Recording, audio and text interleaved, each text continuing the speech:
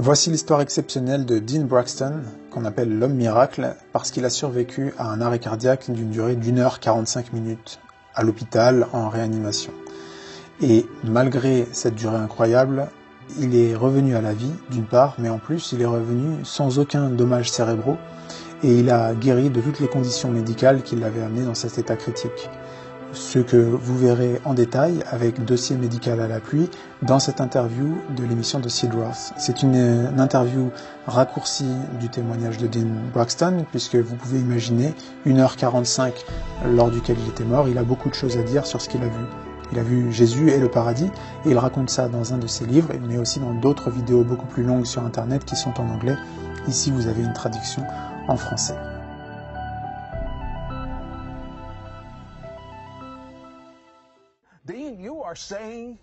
Dean, tu dis que ton cœur s'est arrêté de battre pendant 1h45 minutes et tu me parles aujourd'hui comme un homme sain? Oui, oui. Ok, revenons un peu dans le passé. Le 4 mai 2006, tout allait bien. Que s'est-il passé ce jour-là?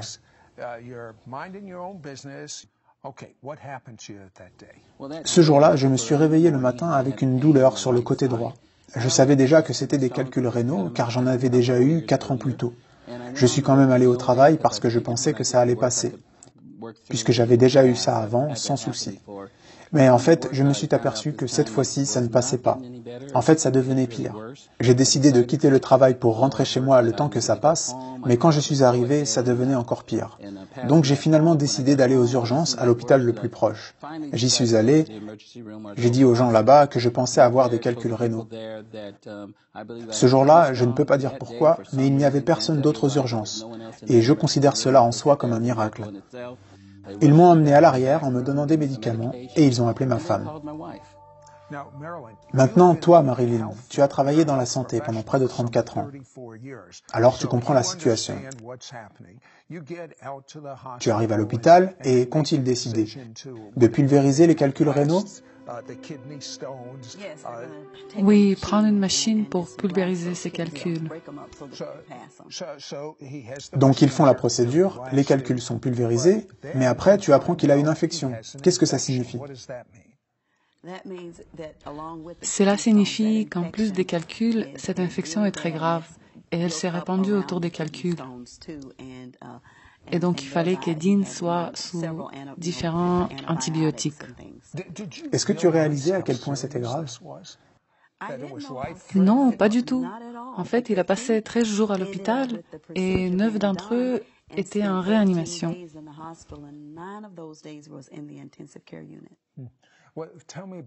Raconte-moi le moment lorsque tu es sorti de l'hôpital et le docteur t'a appelé au téléphone. J'étais sortie, j'avais décidé de rentrer à la maison pour aller chercher des affaires et passer la nuit avec lui. Et j'étais seulement à 2 blocs de l'hôpital dans ma voiture quand le docteur m'a appelé et il m'a dit « Marlene, le cœur de ton mari s'est arrêté et au moment où l'on parle, ils sont en train d'essayer de le réanimer. » Je te ramène à ce moment. Il raccroche, maintenant tu sais. Que fais-tu? Oui, maintenant je sais à quel point c'est sérieux, mais je croyais que c'était un acte de Dieu. J'avais la foi, j'ai continué vers la maison, je n'ai pas fait demi-tour, mais j'ai appelé mon fils et ma fille. Tous les deux étaient réveillés et à l'université. Et j'ai appelé aussi des amis, et j'ai demandé à tout le monde de prier, juste de prier. Et quand je suis arrivée à la maison, une bonne amie à nous m'a amenée à l'hôpital. Et je n'ai pas pu voir Dean pendant un bon moment parce qu'il travaillait encore sur lui. Au fait, tu sais ce que sont ces documents? Oh oui, ce sont des copies de son dossier médical. Combien de complications avait-il lorsqu'il est revenu à la vie? Quelque chose comme 29? C'est ce qui est écrit dans mes notes. Et voici la preuve de tout ça.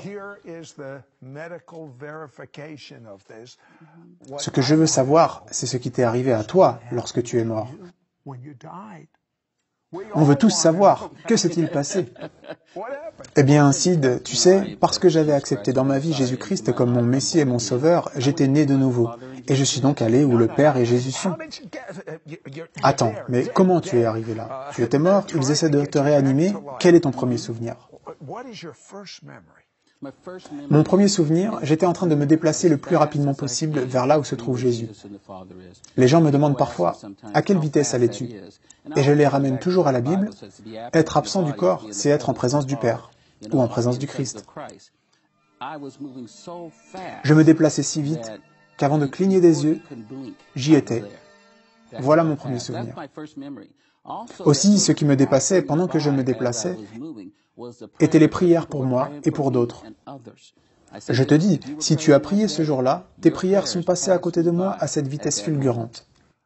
Juste par curiosité, as-tu une plus grande appréciation de la prière désormais? Oh oui. Pouvez-vous imaginer voir les prières des autres passer devant vous à la vitesse de l'éclair? Et il faut vous rappeler à quelle vitesse je me déplaçais moi-même. Comme la Bible dit, en un clin d'œil, j'étais dans la présence du Seigneur. Je le dis souvent, ce n'étaient pas des prières que pour moi, mais j'ai vu les prières provenant de cette planète qui m'étaient destinées, et pour d'autres, me passer devant comme si j'étais immobile.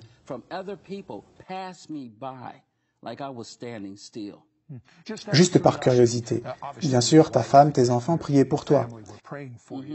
Est-ce que tu le savais sur le moment? Est-ce que tu l'as vu sur le moment?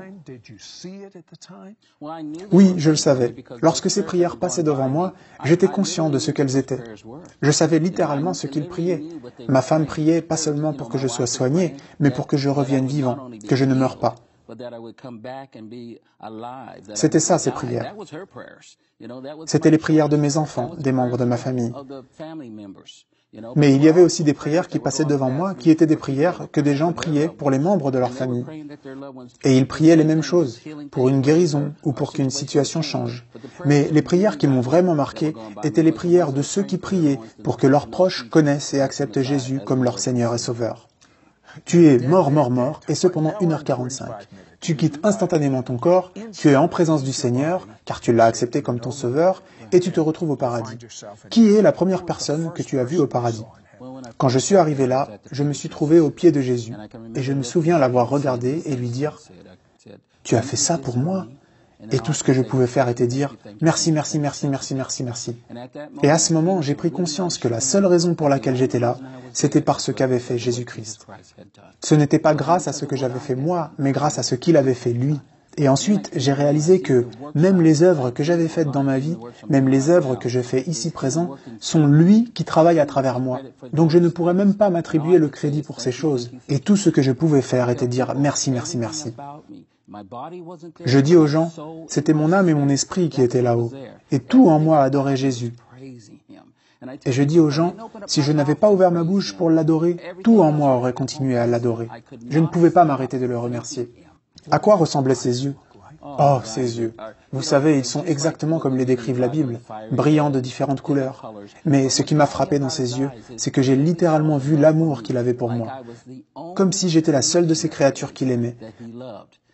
Sachant qu'il aime tout le monde aussi, qu'il aime tout le monde sur cette planète. Mais ce que j'ai compris, c'est que, à ses yeux, quand il me regarde, il m'aime comme si j'étais la seule création qu'il aimait. Les gens doivent comprendre ça. Parfois, on ne comprend pas la profondeur de son amour pour nous. Son amour qu'il a pour chacun d'entre nous est littéralement créé individuellement pour chaque personne. Maintenant, tu as vu des proches qui étaient décédés et qui sont arrivés au paradis. Qui était la première personne de tes proches que tu as vue? La première personne que j'ai vue était ma grand-mère Mary. Et je dois te dire, avant que cela n'arrive, je n'aurais pas pensé que c'était si important pour le Seigneur qu'on se retrouve en famille là-haut. Mais lorsque je suis arrivé là, Jésus était à ma gauche, à 11 heures environ. Et derrière lui se tenait ma grand-mère, Marie. Mais pas seulement. Tous les membres de ma famille qui avaient accepté Jésus comme le Messie, comme Seigneur et Sauveur, ceux-là étaient là aussi. Et ce n'était pas seulement ceux que je connaissais, mais génération après génération après génération après génération de ceux qui avaient accepté Jésus-Christ comme Seigneur et Sauveur, qui ont contribué à faire cet homme ce que je suis sur cette planète actuellement. Ils étaient là pour m'accueillir au paradis. Je dis aux gens, vous aurez la plus grande réunion familiale que vous ne pouvez imaginer. Que t'a dit ta grand-mère? Ma grand-mère m'a dit deux choses. Une chose qu'elle m'a dit, et Jésus a dit la même chose, est que la vie sur terre n'est pas ma maison, que je ne fais que passer. Et c'est une chose que Jésus-Christ m'a demandé de transmettre. Vous ne faites que passer, vous ne resterez pas sur cette planète. La deuxième chose qu'elle a dit, et qui m'a impacté vraiment grandement, lorsque Jésus m'a dit de partir, elle m'a dit, « Ramène le plus grand nombre d'entre nous que tu peux. » Je suis revenu avec cette compréhension de l'ampleur de l'importance de la famille pour Dieu. J'aurais dû savoir ça avant, mais j'avais accepté Jésus-Christ comme mon sauveur. J'étais le premier dans ma famille. J'ai 3 frères, un père et une mère, et le reste de ma famille, ils ne connaissaient pas Jésus-Christ quand je l'ai accepté comme mon sauveur. 10 ans plus tard, ma mère a accepté Jésus-Christ. Et donc, c'était seulement moi et elle qui étaient ce qu'on peut qualifier de chrétiens à cette époque. Le reste ne l'était pas. Et je me retrouvais séparé du reste de ma famille, pas seulement sur le plan spirituel, mais aussi physiquement, car j'avais déménagé à Seattle alors que tous vivaient en Californie, et j'avais très peu de contact avec eux. Et voilà ma grand-mère qui me dit « Ramène le plus grand nombre d'entre nous que tu peux ». Et j'ai une connaissance renouvelée de l'importance de m'assurer que ma famille connaît Jésus-Christ. Je crois vraiment que chacun d'entre nous, qui sommes nés de nouveau, si on se tournait ne serait-ce que vers notre famille et qu'on témoignait à eux, on évangéliserait plus de personnes qu'on ne peut l'imaginer. As-tu convaincu plus de membres de ta famille depuis? Oui, j'ai parlé à mes frères. Mon père a accepté Jésus-Christ il y a 1 an et demi environ. Il a 78 ans maintenant. Il a fait cet engagement. Il dit qu'il est croyant maintenant. Tu sais quelle joie ça m'apporte? Mais quelle joie ça apporte au Seigneur? Oh, quelle joie ça apporte au Seigneur! J'étais là lorsque des personnes naissaient de nouveau. J'étais là lorsque des gens sur terre acceptaient Jésus-Christ comme leur Seigneur et Sauveur. Que se passe-t-il au paradis lorsqu'une personne sur terre accepte Jésus-Christ? Lorsque j'y étais, ce qui s'est passé, littéralement, c'est que leur nom fut chanté d'une extrémité à l'autre du paradis. Une des choses que tu as dit était que tu étais choqué sur qui était au paradis et qui n'y était pas. Tu avais ta propre opinion, mais Dieu en avait une autre. Oui, Dieu avait une autre opinion. Parce que lorsque je suis arrivé là-haut, j'ai regardé et j'ai vu beaucoup de gens que je pensais n'arriveraient pas au paradis. Mais j'ai aussi cherché des gens que je pensais seraient là, mais qui n'y étaient pas. Et je suis arrivé à comprendre que beaucoup de gens que je pensais qui auraient dû être là et qui n'étaient pas là étaient des gens qu'on appellerait des pasteurs, des leaders dans nos églises et ministères. Mais ils n'étaient pas là. Et lorsque je suis revenu, j'ai vraiment réfléchi sur ça. Pourquoi est-ce que ces hommes ou femmes que vous penserez qu'ils seraient au paradis n'y étaient pas? Et là étaient des gens que je pensais n'auraient pas dû être là et pourtant ils y étaient. J'ai fini par comprendre avec un des membres de ma propre famille, ma tante Barbara. Elle était là. Barbara était une dame dont j'aurais dit, jusqu'à ce jour, si je n'avais pas eu cette expérience, qu'elle ne serait pas au paradis et qu'elle serait en enfer. C'est ce que je t'aurais dit à cause du mode de vie qu'elle avait, que j'avais vu devant moi. Mais les 2 dernières années de sa vie, je n'étais pas auprès d'elle. Donc, je n'ai pas vu les 2 dernières années de sa vie, et donc je me basais sur tout ce que j'avais vu jusqu'alors. Mais tu dis que tu cherchais des hommes de Dieu, des pasteurs, qui n'étaient pas là. Pourquoi est-ce qu'un pasteur qui prêche l'Évangile ne serait pas au paradis? C'est la même chose que j'allais te dire au sujet de Barbara. C'est une question de cœur. C'est vraiment une question de cœur. Dieu connaissait le cœur de ma tante Barbara. Elle doit avoir accepté Jésus-Christ comme son Seigneur et Sauveur, parce que c'est le seul moyen d'entrer au paradis. C'est en l'ayant dans son cœur. Ces hommes ou ces femmes de Dieu qu'on penserait connaissaient Jésus-Christ, il connaît leur cœur. Ils ne peuvent pas le tromper. Il connaît exactement ce à quoi ils pensent. Il sait exactement pourquoi ils prêchent. Il connaît leurs motifs derrière cette carrière. Vois-tu, tout au paradis tourne autour de l'objectif de faire connaître aux gens Jésus-Christ comme Seigneur et Sauveur sur cette planète. Rappelle-toi que je t'ai dit plus tôt qu'il y avait même cette histoire de stratégie. Ah oui, ça me fascine. Parle-moi-en. Il a vu littéralement Jésus en train d'élaborer des stratégies sur comment gagner des âmes. Décris une chose que tu as vue sur la stratégie. Eh bien, il faut comprendre que les incitatifs pour la stratégie proviennent de nos prières sur cette planète. Nous ne comprenons pas ça parfois, mais même Jésus-Christ a dit que nous devons prier pour que plus de travailleurs aillent sur le champ. Mais souvent on néglige cela. Mais lorsqu'il a dit ça, c'est en fait une réalité, car Dieu va agir à partir de nos prières qui viennent du cœur. Et littéralement, ces prières allaient au Père, il communiquait à Jésus, et Jésus avait autour de lui un nombre de ce que j'appelle des êtres, des êtres que Dieu a créés. Certains avaient atteint le salut, certains étaient des anges, mais ils étaient tous autour, et Jésus communiquait avec eux sur les plans qu'il avait concernant comment amener une personne sur cette planète à changer dans une direction qui l'amènera à l'accepter comme Seigneur et Sauveur. Je me rappelle qu'il le regardait, et lorsqu'il lui parlait, il ne le quittait pas des yeux, littéralement s'inclinait devant lui, reculait et allait accomplir leur mission. Ce que Jésus regardait était cette planète. Il regardait ici-bas pour voir qui allait accomplir sa part de l'œuvre de la stratégie de rédemption sur cette planète. Le plus près de ce que je peux donner comme exemple serait lorsque Jésus a dit à Saül d'aller attendre et qu'il a dit à Ananias d'aller parler à Saül. Tu te rappelles ce qu'Ananias a dit au début ? Sais-tu qui est ce Saül qui persécute les chrétiens ? Beaucoup de personnes sur cette planète, lorsque le Seigneur leur dit de faire quelque chose, elles reculent ou le rejettent. Du coup, il dit, « Ok, je ne peux pas compter sur elle, je vais trouver quelqu'un d'autre. » Et c'est ça la stratégie dont on parle. Dis-moi quelque chose que tu as vu sur la stratégie qu'il utilise pour une région particulière du monde. Une des parties d'où provenaient beaucoup de prières était le Moyen-Orient. Est-ce que c'est pour ça qu'autant de musulmans ont des rêves ou des visions de Jésus ? Oui, oui, tout à fait. Ça fait partie de la stratégie ? Oui, ça fait partie de la stratégie. Ils se tournent vers cette partie du monde en réponse aux prières qui arrivent de là. Et j'ai vu le groupe de ces êtres, il y avait parmi eux Pierre et Jacques, et littéralement, plusieurs anges ont quitté ce groupe pour aller vers cette partie de la planète. Parle-moi de l'adoration. Oh, l'adoration. Tu sais, il y a tant à dire. Tout là-haut tournait autour de l'adoration du Seigneur. Et la vraie adoration, c'est faire la volonté du Père. Chaque fois que tu fais la volonté du Père, tu l'adores. Quand j'étais là, j'ai vu un moment ce que j'appelle l'adoration devant le trône de Dieu.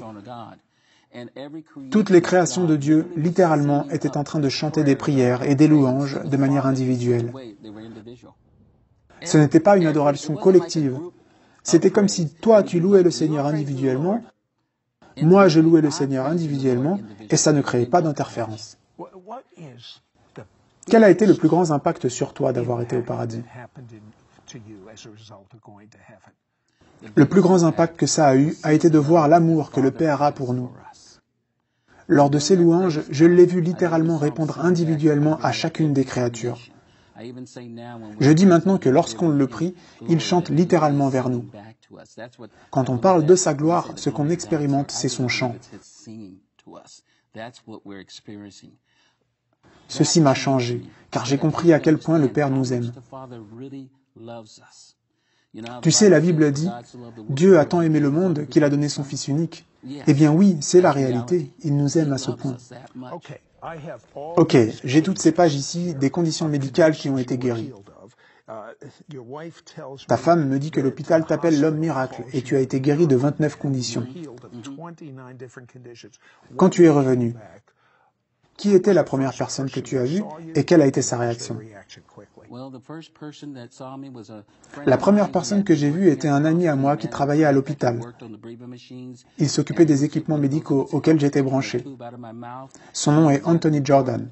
Je l'ai regardé et je lui ai dit « Tu sais que j'ai vu Jésus. Tu n'as pas besoin d'espérer ou de penser que j'ai vu Jésus. Tu sais que j'ai vu Jésus. » Et c'est un grand gaillard, mais les larmes coulaient de ses yeux. Je lui ai dit, va raconter ça à ton église, car c'était un pasteur. Je lui ai dit, va le dire à ta femme Monique, nous n'avons pas à espérer, Jésus est réel.